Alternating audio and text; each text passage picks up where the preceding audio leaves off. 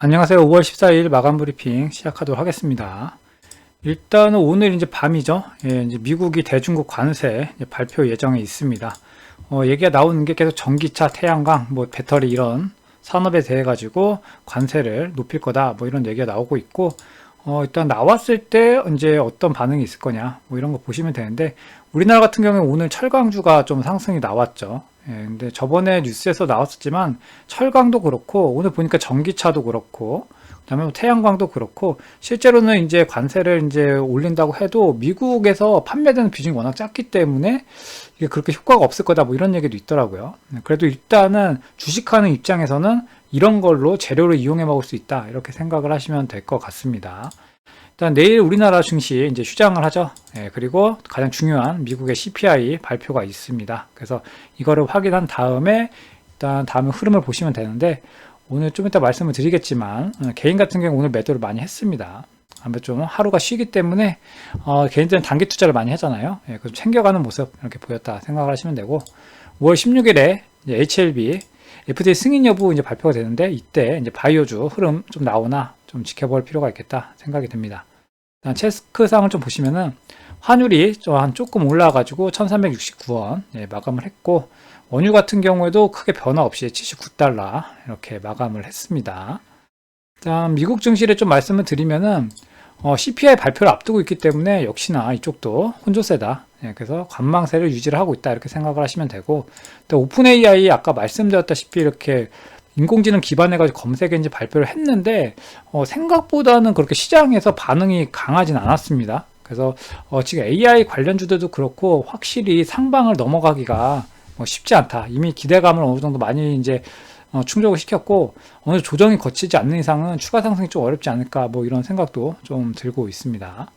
다음으로 이제 애플이 비전 프로를 출시한다는 소식이 있습니다. 그래서 기존에 미국에만 출시를 했었죠. 근데 이번에는 미국을 제외한 한국이 포함된 지역에 중국도 그렇고 이런 쪽에 출시를 할 거다 이런 내용이 나오는데 비전 프로는 그때 미국에서 발매가 되고 나서도 그 다음에 환불 사태가 좀 발생을 했었잖아요. 아직 초기 버전이다 보니까 영향이 그렇게 높지는 않겠다라는 생각이 드는데 그래도 알고는 계셔야 된다 이렇게 말씀을 드립니다. 다음에 이제 주식 이제 시장 보시면은 당연히 이렇게 혼조세로 마감을 했다. 네, 그리고 외부로도 봐도 크게 변동이 없다. 그러니까 어차피 CPI 발표를 앞두고 그 전까지 계속해서 뭐 어제도 말씀드렸다시피 연준 이제 총재들이 서로 다른 얘기들을 많이 하잖아요. 그렇기 때문에 경제 데이터를 확인한 다음에 정확한 내용이 나올 거다. 이런 부분을 봤을 때 오늘 CPI 발표가 나름 굉장히 좀 중요한 구간이 되지 않을까 뭐 이렇게 생각이 됩니다. 국내 증시를 보시면은 우리나라 증시 같은 게 휴일을 앞두고 있죠. 거기에 플러스로 미국 CPI 발표까지 앞두고 있기 때문에 관망세가 지속이 됐다 이렇게 생각을 하시면 될 것 같고 미국이 이제 중국산 제품 관세 아까 말씀드렸죠. 오늘 밤에 이제 발표가 될 건데 일단은 우리나라에서는 철강주가 조금 강한 모습을 보여주긴 했습니다. 근데 이런 것도 사실 실적에는 크게 영향이 없을 거다. 그냥 지금 현재 시장 자체가 상방이 좀 힘들기 때문에 이제 좀 돌려먹는다 뭐 이렇게 생각을 하시면 될 것 같아요. 근데 이거를 이제 따라 붙어서 먹을 거냐 좀 이게 문제인 거죠. 예, 그래서 이런 거는 개인이 이제 선택할 영역이기 때문에 뭐 강제는 못하겠지만 저 같으면은 사실 이런 쪽은 알고는 있지만 매매는 하지 않는다 뭐 이렇게 말씀을 드리고 지수 같은 경우에도 오늘 이렇게 보시면은 옆에 딱 달라붙어 있죠. 코스닥은 어제 조금 하락이 나오다 보니까 오늘 이렇게 올라가는 모습 근데 5일선에 이렇게 막히는 모습 나왔습니다. 그래서 실제로 지수적으로 봤을 때는 크게 변화가 없다. 네, 그렇게 생각을 하시면 되고 그 다음에 이제 수급적인 걸 보시면은 양시장 모두 외국인과 기관 매수세가 이렇게 들어오는 모습을 보였습니다. 반대로 개인은 양시장 양매도를 이제 나왔는데 하루 쉬다 보니까 이렇게 매도를 좀 하고 넘어가는 모습. 저는 이게 개인적으로 나쁘다고 생각하지는 않아요. 저 같아도 이렇게 할 때는 매도를 하는 게 맞다. 그렇게 생각을 하고 있습니다. 자, 그리고 체크사항을 좀 보시면은 미국의 이제 전력망 구축 계획 개편 소식이 있었습니다. 그래서 송전 시설에 대한 증설이 있을 거다. 그 다음에 에너지가 또 이제 많이 발생을 할 거기 때문에 어떻게 에너지를 충족할 거냐 뭐 이런 내용도 나오더라고요.